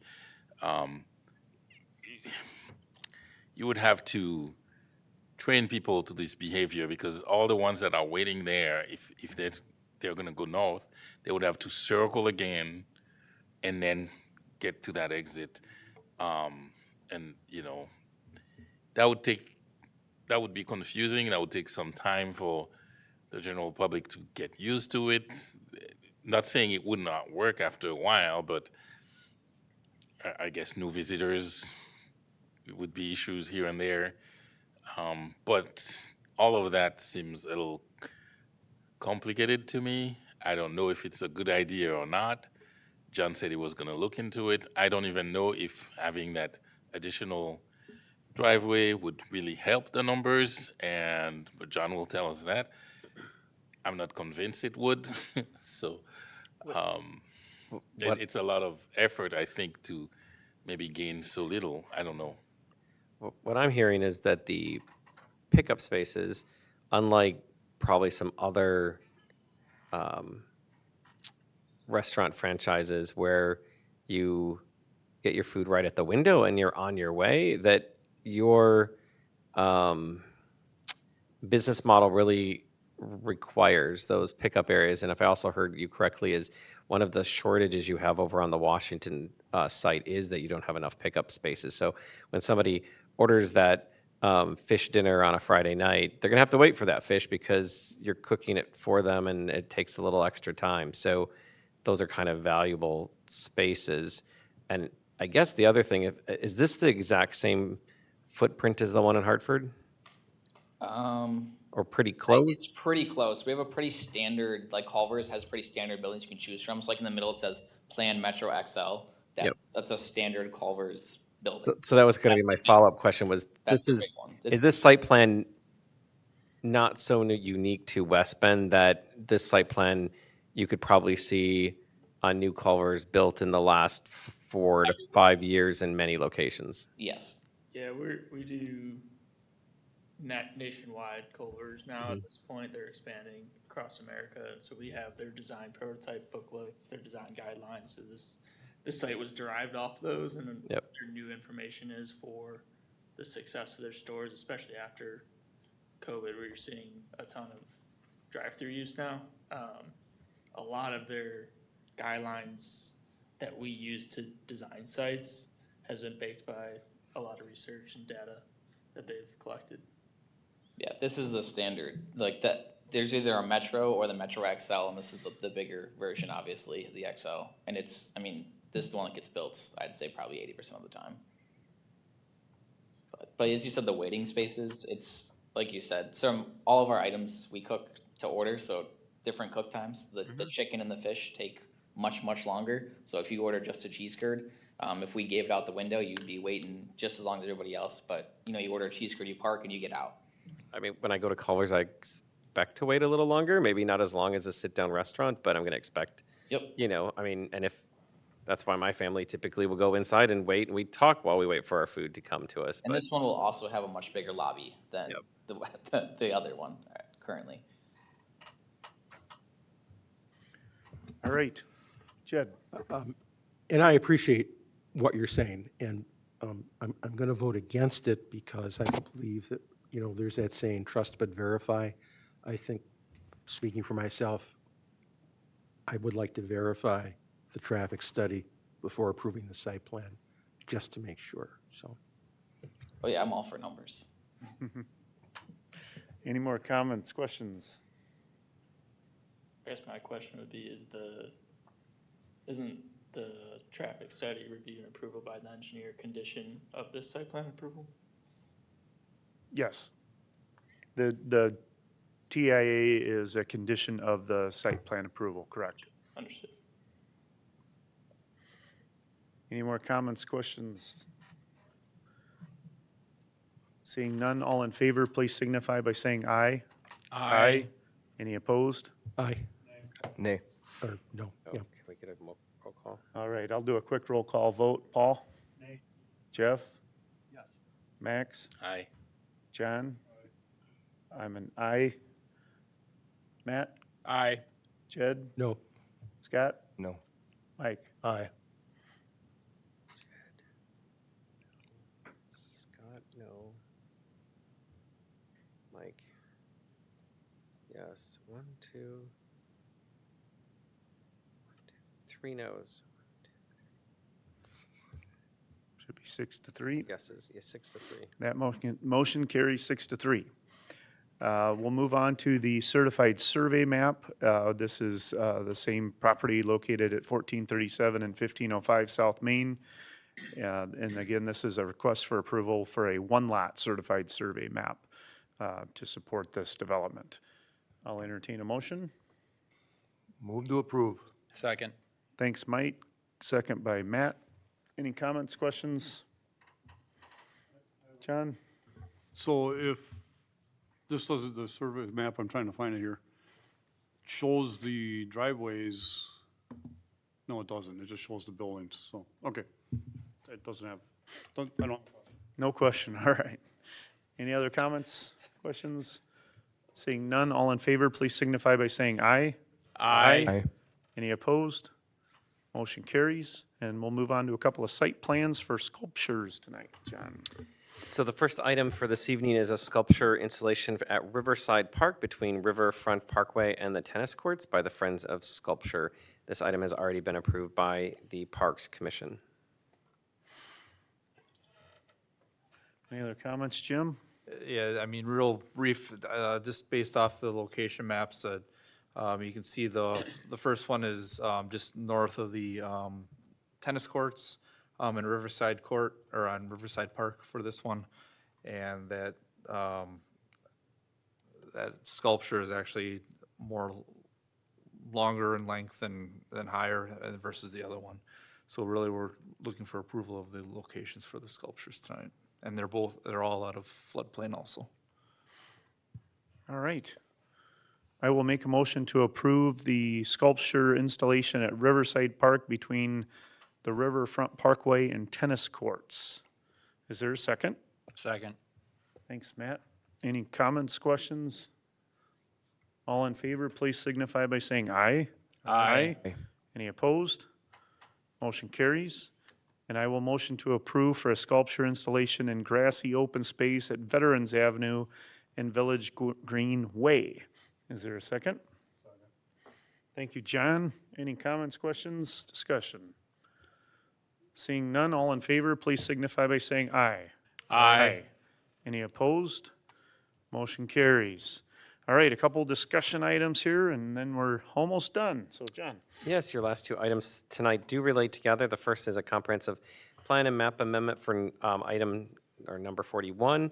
Consideration of approval for schedule of a public hearing at its earliest convenience for a change in a recommended 2020 land use plan for approximately 64.13 acres located on the southwest corner of East Paradise Drive and South River Road from single-family residential to multifamily residential by the city of West Bend.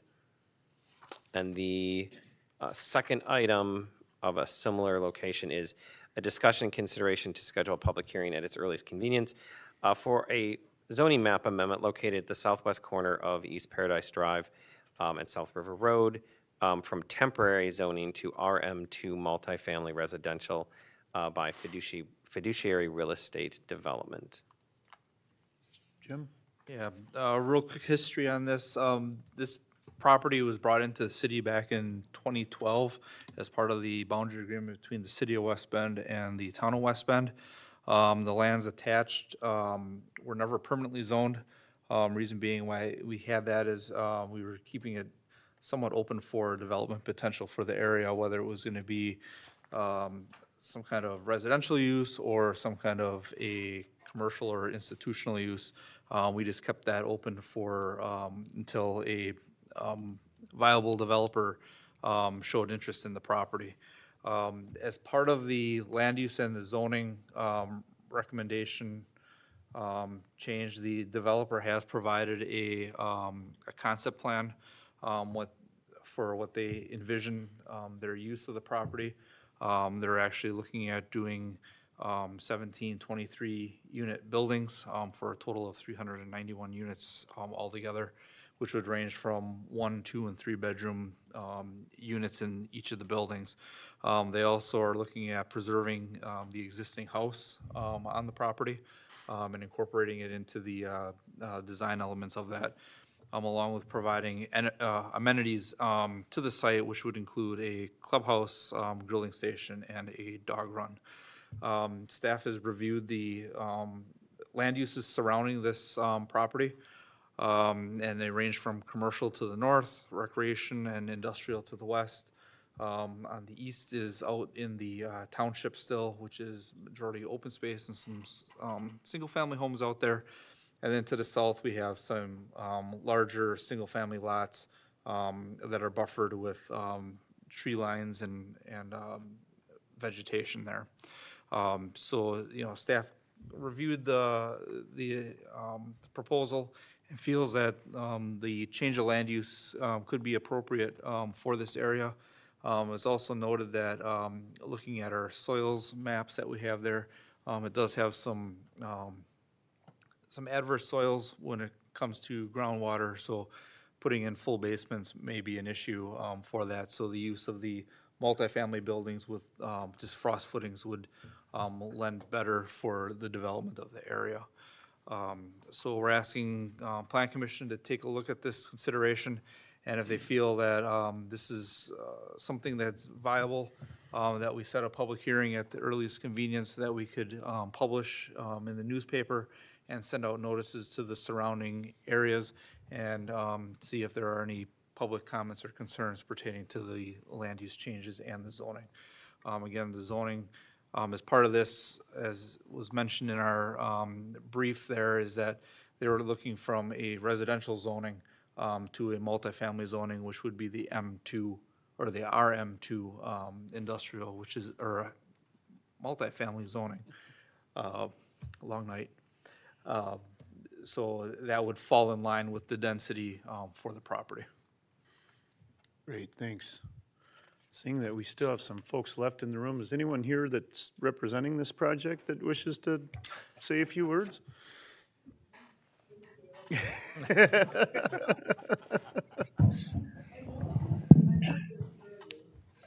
Yeah, nice job. When I saw the agenda, I thought we'd be here at midnight. Well, we've been here a couple hours now. Thanks for sticking with you us. put Culvers before us, that's a problem. Thank you, commissioners. My name is Craig Raditz with Fiduciary Real Estate Development, and with me tonight, Sam Elliott, our development coordinator. And over here in this section, Adam Arts with Pinnacle Engineering. John, I'm not sure if you saw our email to you. It's an oops moment. Just Early that today. We had a short presentation. Can you pull that up on the screen? It's about a 9-page quick thing that wasn't part of the submittal. I don't know. I sent it to you about an hour ago. Oh, you sent it about an hour ago? I have not been monitoring my emails in the last hour. That's good. That's good.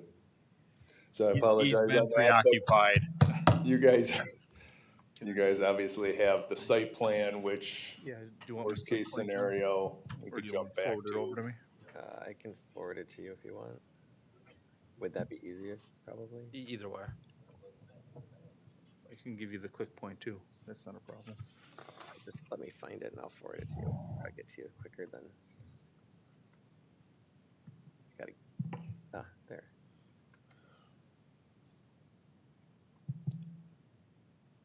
Are you looking to put a pool next to this clubhouse? Yes, Cool. we do pools, right? You should have it, Jim. Okay. If not, we'll.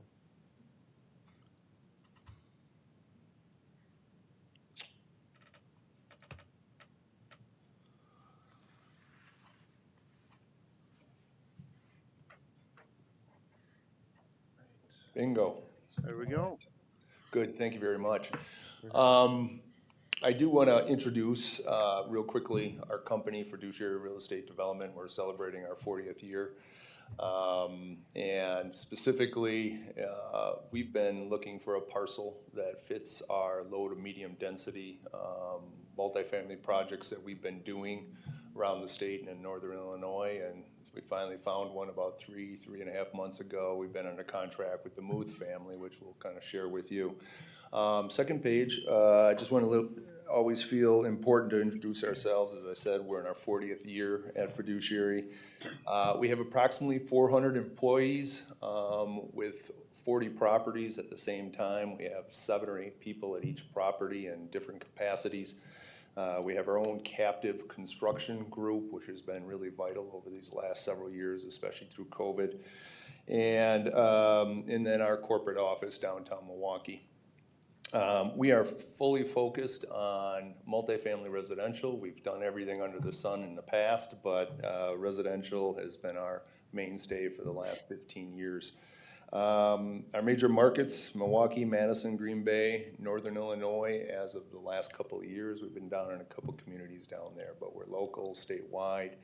A total of about 9,000 residences over those 40 communities. I think as a private owner, we are the largest in the state at this point. And our property management, and I always like to brag on them, is on the awards that are given for property management through some of the associations we belong to, consistently performs at the top of all the owners in the state. So we're glad to be here. Like I said, we're all very familiar. All of our owners are in the WOW counties, 2 in each and 4 in 1. So it's very near and dear to us, and as I said, we've been looking for about 2 years. One of our mainstays is we keep our properties. Over the years, that's one of the primary areas where we hold, we build, we hold, we rarely sell. We just keep reinvesting into the properties. Our capital expenditures going back into properties are quite large every year to make sure they're in great condition, even ones that we've owned for 30 years. The project area is, you can see on the screen, jumping here. So this is the Muth property. It's 64 acres of land, right coming off of 45 down Paradise Drive, about 1.5 miles to River Road. Very large parcel. That's here. I'll jump to the next slide actually with the actual details of the acreage. So of the 64 acres, probably about 20 are wetland unbuildable. So we have about 45 acres here of buildable land. We see doing it in a 2-phase project. We always want to put our best foot forward with the clubhouse, which we spend significant dollars on making it a first-rate clubhouse and swimming pool and some of the common areas. But ultimately, we're looking at this as a 2-phase development, starting with the first phase of approximately 230 units. So I'll let Sam take the next section, going into the details. So if we pop to the next slide, please. As Craig said, this would be planned as a two-phase development. We realize 391 units is a lot, but, you know, for us as well. But even with considering all 391 residences on a 64-acre site, that's about 6 units per acre, which is pretty comfortable and allows for a lot of green space on site, which when we can, we love to have that and leverage the natural features of a site. As was mentioned, this is all slab on grade type of stuff, so no basements. All buildings have a max height of 2 stories, so the clubhouse is a story and a half, I believe, but then, which the design is still fluid, but every building has all direct entrances. Everyone has their own front door, and then some units have attached garages, and there's some selection of detached garages on site. If we pop to the next slide, I think we can kind of talk through that. So we mentioned the phasing. The phasing line there runs east and west. It's kind of a rough cross section, but north of that is what we envision to be the phase 1, with the clubhouse as kind of the front door, as we say, or the headquarters of the property up on the corner there. And then the interior facing paved areas is where the garage entries would be for those buildings, with the front sides facing outward with to kind of leverage the view corridors as you drive down Paradise Drive or River Road intentionally. And then, as we said, you can see on here the vast amount of green space, and we certainly would leverage that with kind of on-site amenities, whether it be grill stations, walking paths, kind of common areas that are for use of residents. So again, design is very fluid, and this is still conceptual, but this is roughly kind of how we envision this coming together. And if get more granular on the buildings, if we flip forward, these are some concept sketch renderings, which again, conceptual at this point, but we have been working hard with our internal construction team and our consultants externally to work towards a design that makes the most sense for this site, and we're really excited about what it's going to look like. This is kind of a progress rendering. We think the combination of lap, board and batten, some vertical elements, different colors here, and again, you can see the green space and kind of just the pedestrian feel that this lends to that we envision. And the next slide is showing you what the rears would look like, which again, these would be intentionally interior facing, and this is where you see the garages and kind of hiding more of those vehicles from the view corridors on Paradise Drive and River Road. And the next slide is just back to the site plans. That naturally seems to be where the questions start to come. So this is the end of our presentation, but we're happy to entertain whatever questions you have. Looks great. Looks like a beautiful product, and it's on a nice, very nice property down there, so. Thank you for your interest in coming to West Bend. Absolutely. So Craig, how, on phase 1, how do you start with this? I mean, you're not pouring all those slabs at once and doing everything up. You're probably 4 to 6 buildings? Actually, no, we would go with probably 230 units on the first phase. So clubhouses, again, it's a pretty nice clubhouse, and the facilities, and doing at least 200 units is what's appropriate on the first phase. Yeah, this is very flexible right now. Obviously, the piece of land affords where you could probably do almost 600 units here if you felt that was appropriate. But that's where, at this point, we're going with 230 in the first phase, and then the balance in the second phase. Appreciate the green space. Thank you. Yeah, sure. Craig, is the closest, newest product that you have, would that be in Grafton on Port Road? The closest, newest, yeah. That if somebody wanted to take a drive and look. Actually, High Bluff going into Port Washington along Highway 32 is the closest. Okay. Those are more 6-unit and 12-unit buildings standing alone. But yeah, we've got our Seasons product in Grafton. We've been in Port Washington, Menominee Falls has been a place where we've developed both mid-rise and also out at Creekwood Crossing, where we have some of those. I'm sorry, Grafton, south, is that south of the Five Guys on the east side of the road on Port Road there? Yeah, it's south of, go south on Port Road to, just past Falls Road. There's a church on the corner, and then their newest product's there, and then, I've driven by it 100 times because my daughter plays tennis at the college over there. It's a beautiful, beautiful community. and then the Port Washington one is off of,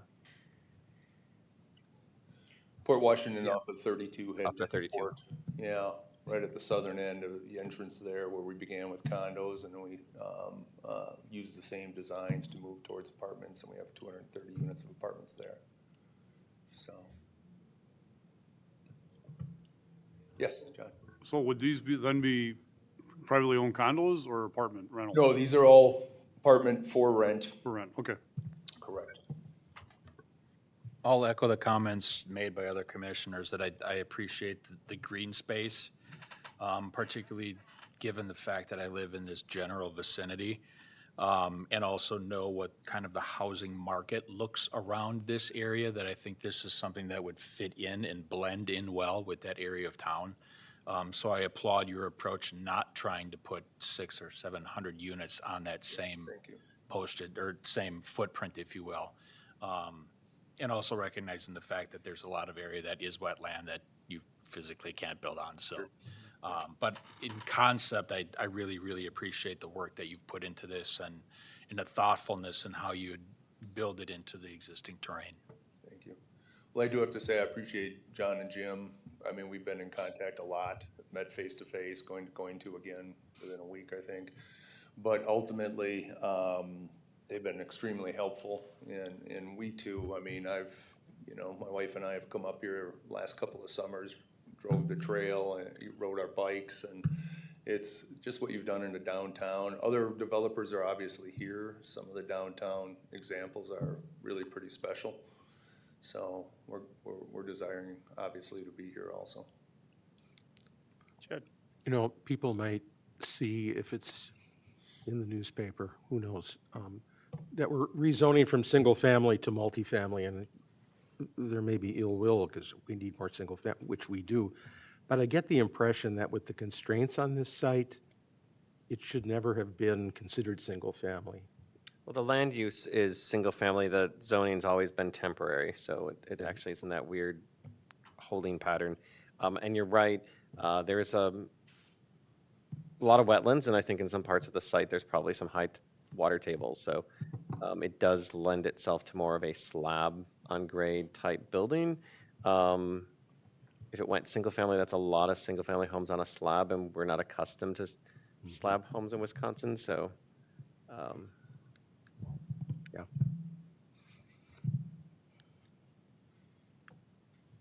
All right, any more comments, questions?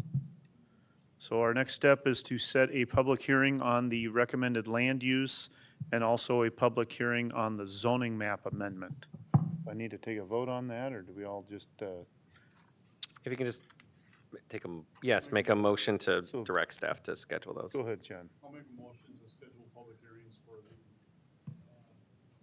land use and for the zoning. So that was John and Matt. Any other thoughts, comments, questions? Seeing none, all in favor, please signify by saying aye. Aye. Any opposed? Motion carries. Fabulous. Thank you very, very Looking forward much. to it. Thanks for hanging in there with us tonight. Thank you. Anything further, John or Jim? How are we looking for October? We're gonna try for 30 items. 30 items, good. That just means we have a lot going on around here, so appreciate all the hard work and in planning and in engineering, and everybody have a great night tonight. We're adjourned, thanks. Thanks.